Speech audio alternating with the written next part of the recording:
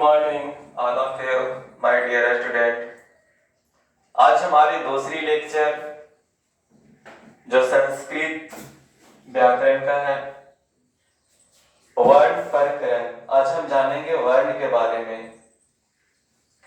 तो सबसे पहले जानेंगे कि वर्ण किसे कहते हैं। तो वर्ण कहने का मतलब है शब्द का वह खंड जिसका फिर टुकड़ा ना हो सके वर्ण कहलाता है। मतलब हम फिर उसको दोबारा तोड़ नहीं सकते, हम उसे वर्ण कहते हैं। जिसका हम खंड या टुकड़ा नहीं कर सकते, हम उसे वर्ण कहते हैं। वर्ण दो प्रकार के होते हैं, एक होता है स्वर वर्ण और दूसरी होती है व्यंजन वर्ण। अब हम जानेंगे कि स्वर वर्ण क्या है। तो जिस वर्ण का उच्चारण बिना किसी अन्य वर्ण की सहायता से होता है उसे स्वर वर्ण कहते हैं। फिर से सुनिए, स्वर वर्ण के दो भेद होते हैं, स्वर और व्यंजन। तो सबसे पहले हम लोग जानेंगे कि स्वर वर्ण। तो स्वर वर्ण कहने का मतलब है जिस वर्ण का उच्चारण बिना किसी अन्य वर्ण की सहायता से होता है उसे स्वर वर्ण कहते हैं। जैसे एग्जाम्पल अगर देखा जाए, अगर हम संस्कृत में बात करें तो स्वर वर्ण 13 होते हैं। लेकिन अगर हम इसी को हिंदी में बात करें, अगर हम इसी चीज को हिंदी में बात करें कि हिंदी में कितने होते हैं, तो हिंदी में 11 होते हैं। ये 11 कौन कौन होते हैं? त आ ई उ री ए ऐ ओ और औ। इस प्रकार से 11 हैं। तो हम किसी भी स्वर वर्ण का अगर उच्चारण करेंगे तो हम देखेंगे कि उसमें उसके सहयोगी कोई भी और नहीं आ रहा। आगे है व्यंजन वर्ण। जिन वर्णों को हम बिना स्वर की सहायता से नहीं बोल सकते उन्हें व्यंजन वर्ण कहते हैं। हम आपको स्वर और व्यंजन दोनों में अंतर समझाते हैं कि दोनों में अंतर क्या है। देखिए,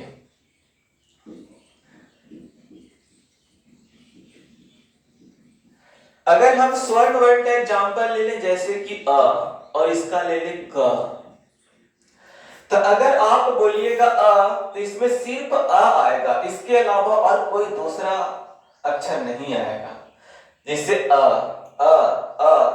सिर्फ आ रहा है, इसके अलावा और कोई दूसरा अक्षर नहीं आ रहा है। लेकिन अगर हम बात करें व्यंजन वर्ण की, अगर हम बोलेंगे कि क, तो क और साथ में अ, जैसे क तो लास्ट में आ रहा है, तो हम बोलेंगे कि ये जो मेरा क है यह क तो है ही, यह आ से मिलकर बना है।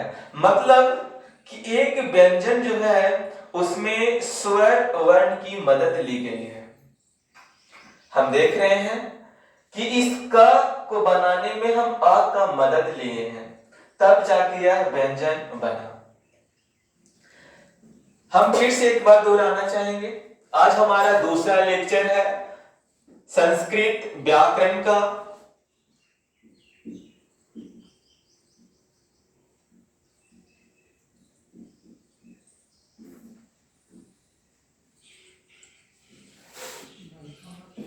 आज हमारा दूसरा लेक्चर है संस्कृत व्याकरण का। हम पढ़ रहे हैं वर्ण प्रकरण।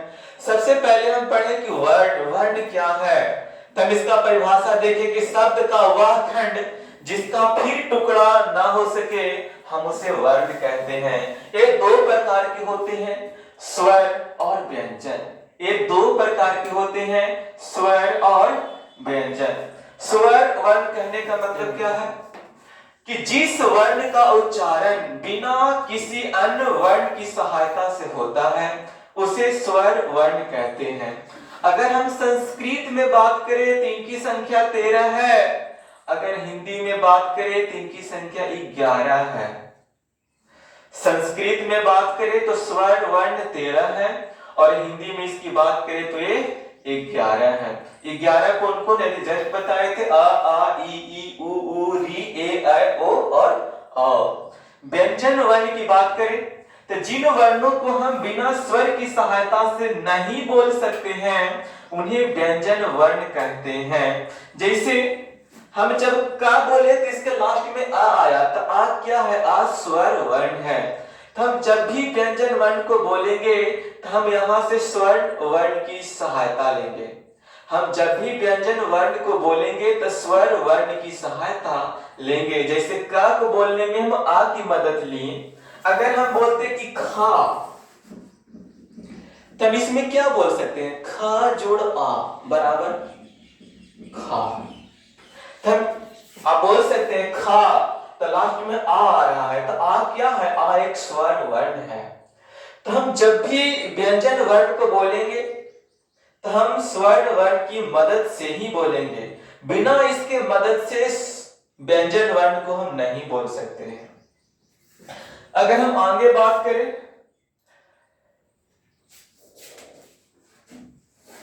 व्यंजन वर्ण के बारे में, तो व्यंजन वर्ण में सबसे पहले बात करेंगे कि स्पर्श वर्ण। हम व्यंजन वर्ण के बारे में पढ़ रहे हैं, तो व्यंजन वर्ण में सबसे पहले पढ़ेंगे कि स्पर्श वर्ण। तो स्पर्श वर्ण में आते हैं क वर्ग। क वर्ग कहने का मतलब क ख ग घ अंग। च वर्ग कहने का मतलब है कि च छ ज झ इय। ट वर्ग कहने का मतलब है ट ठ ड ढ और ट गिना। त वर्ग का कहने का मतलब है त थ द ध और न। प वर्ग कहने का मतलब है प फ ब भ म। इस प्रकार सारे में 5 5 5 हैं। आप देखिएगा तो क वर्ग में 5, च वर्ग में 5, ट वर्ग में 5, त वर्ग में 5, प वर्ग में 5। तो इस प्रकार 5 5 5 5, तो टोटल हो गए 25। तो हम यहां से बोल सकते हैं कि जो मेरे स्पर्श वर्ण है ये टोटल 25 होते हैं। हम यहां से बोल सकते हैं कि जो मेरा स्पर्श वर्ण है ये टोटल कितने हैं? 25 हैं। इसी प्रकार अगर हम और आगे बात करें तो इसमें है अंतस्थ। अंतस्थ किसको बोलते हैं? तो अंतस्थ भी आता है व्यंजन वर्ण में। अंतस्थ भी आता है व्यंजन वर्ण में, और ये होता है य र ल व। य र ल व, य र ल व को हम अंतस्थ व्यंजन कहते हैं। इसके बाद ऊष्म वर्ण। तो ऊष्म वर्ण किसे कहेंगे? तो तलविसा, मूर्धन्यसा, दंतिसा और ह, हम इसको बोलते हैं ऊष्म वर्ण। ये 4 हैं। अब आइए आगे, तो एक होता है अयोगवा। अयोगवा व्यंजन। तो अयोगवा व्यंजन भी 2 प्रकार के होते हैं। एक होते हैं अनुस्वार, जो आप देख रहे हैं बोर्ड पे ए बिंदु, और एक होता है विसर्ग ए। तो अनुस्वार और विसर्ग। तो अयोगवा 2 प्रकार के होते हैं, अनुस्वार और विसर्ग। अब एक होता है संयुक्त व्यंजन वर्ण। एक आखिर क्या होता है?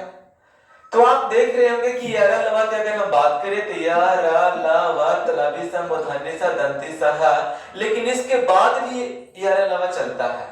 तो इसके बाद हम यहां से याद करेंगे छ त्र ज्ञान और स्र। हम ये 4 चीज को बोलते हैं संयुक्त व्यंजन वर्ण।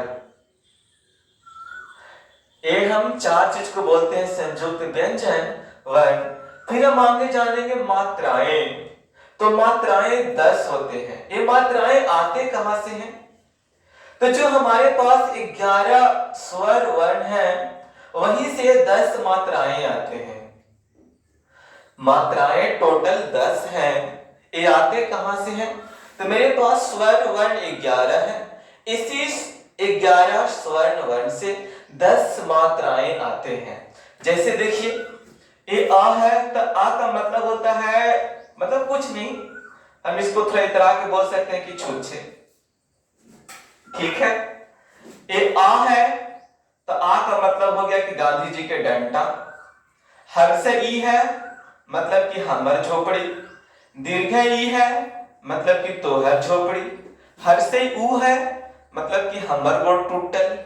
दीर्घ ऊ है, मतलब कि तोहर गोड़ टूटल। ये री है, आप री को खुद ही नाम रख दीजिए, क्या रखना चाहेंगे इसे। ए है, ए के मतलब है कि एक हाथ ऊपर। ए है, दोनों हाथ ऊपर। ओ, एक हाथ ऊपर और एक गोड़ पे खड़ा। आओ, दोनों हाथ ऊपर और एक गोड़ पे खड़ा। इस प्रकार अगर हम गिने तो मात्राएं 10 हैं। जैसे यह हो गया 1 2 3 4 5 6 7 8 9 और 1 10। इस प्रकार मात्राएं 10 होती है। हम आपको याद करने के लिए ट्रिक बताए हैं। मेरा गोड़ टोटल, आपका गोड़ टोटल ऐसा कोई होता नहीं है, सिर्फ याद करने के लिए है। ये मात्राएं कितने हैं? 10। तो हम अगर शुरू से एक बार इसके बारे में जाने तो आप क्या पढ़े?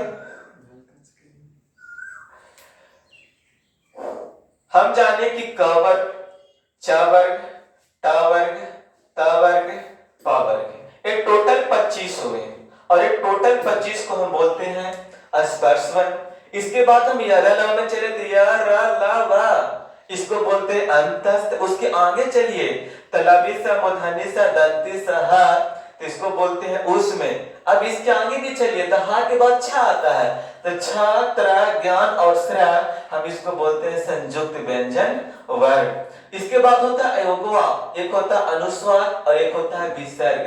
ये अनुस्वार विसर्ग कहां से आता है इसके बारे में बताते हैं। जैसे अ, आ, ई, उ, री, ए, ऐ, ओ, औ, ये हुए टोटल 11।